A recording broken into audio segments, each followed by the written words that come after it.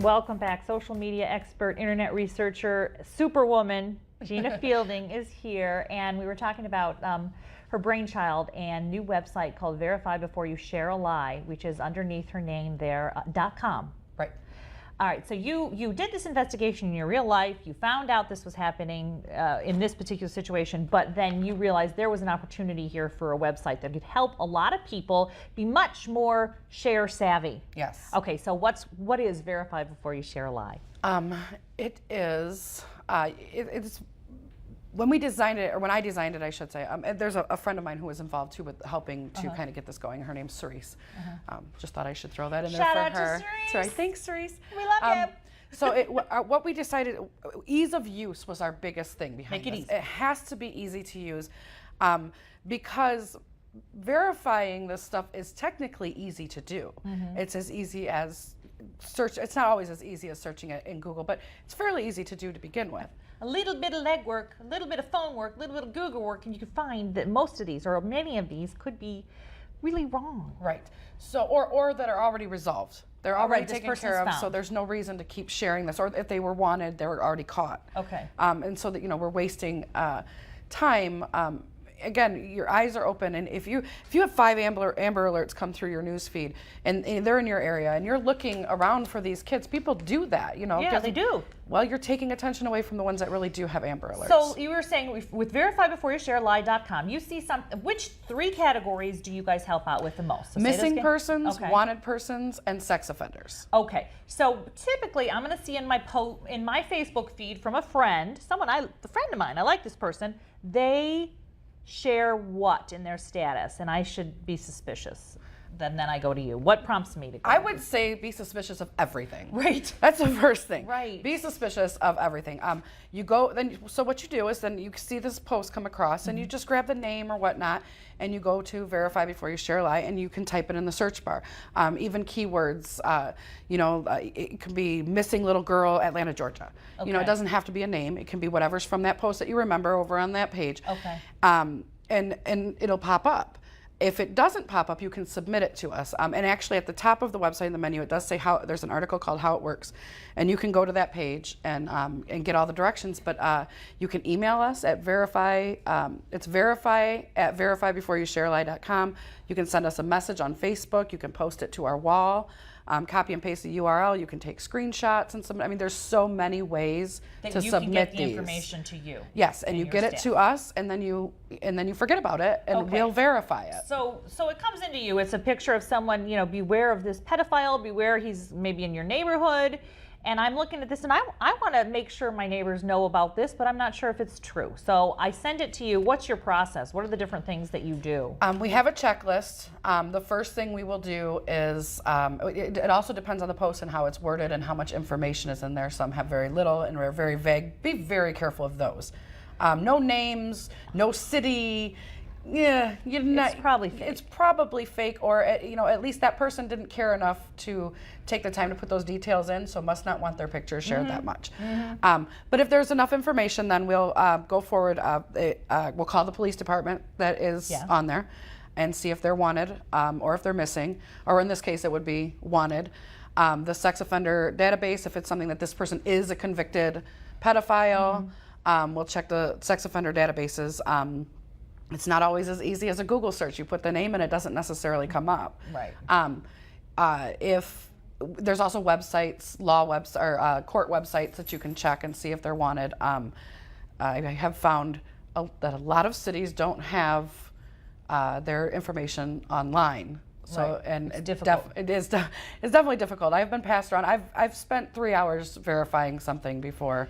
So it definitely can take some time. And so then your next thing though is that it's going to take you X amount. Let's say I send you this information and I want to see if it's right. I want to verify it before I share a lie.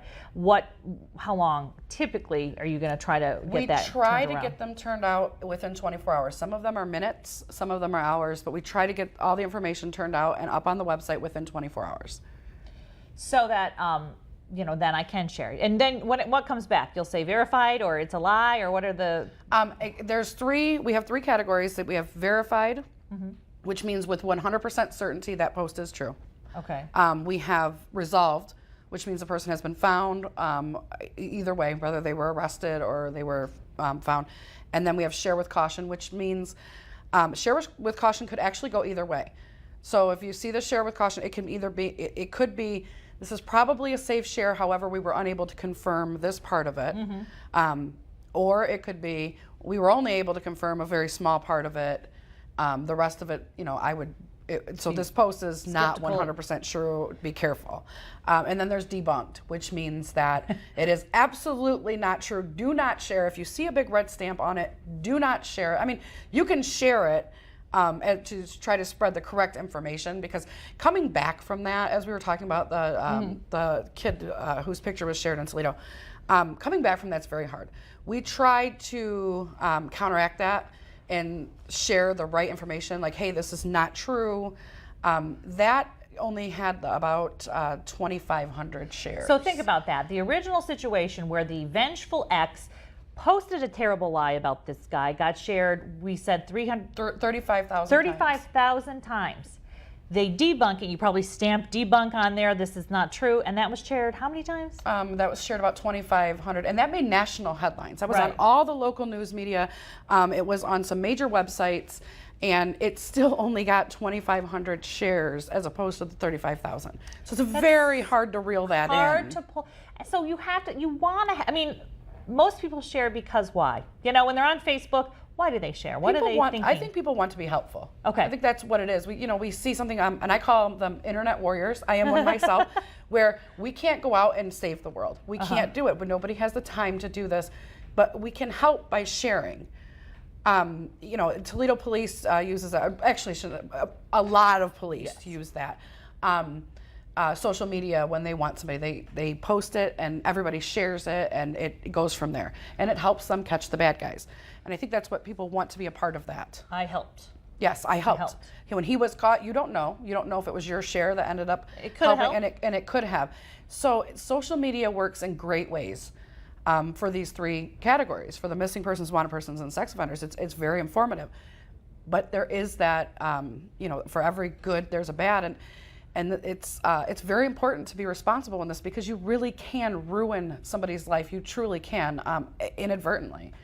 Trying to be helpful. It's like that poor guy. I mean, you think about what happened to him. And there's other instances too. For instance, while I was doing this back a few years ago, in Detroit, there was a little girl who was kidnapped, and there was an Amber Alert for her, and she was found dead a couple days later, and it was very sad, very, very sad story. It was about a year later after that happened, and I got onto Facebook. I had my coffee. I look, and here's this little girl's picture being shared as an active Amber Alert. And like you said, it's impeding the search for kids who are really in jeopardy if you do not share accurate information. Or imagine being her mother. And seeing her picture, absolutely. So I'm going to say the website again, verifybeforeyousharealie.com. Yes. And how many are you getting a day? How many are you having to track down a day? We're getting, right now it's very small. It's because we're brand new. Startup. She's a startup. So we're getting about 5 submissions a day. I would like to see more than that. I enjoy doing this, so I don't mind spending the time doing it. But we're getting about 5 submissions a day. But how many do you see in your feed that are either lies or just spam now that you're on Facebook? Like share this, like this. It's mostly spam. Mostly spam. What you see. Most of what I see is old information.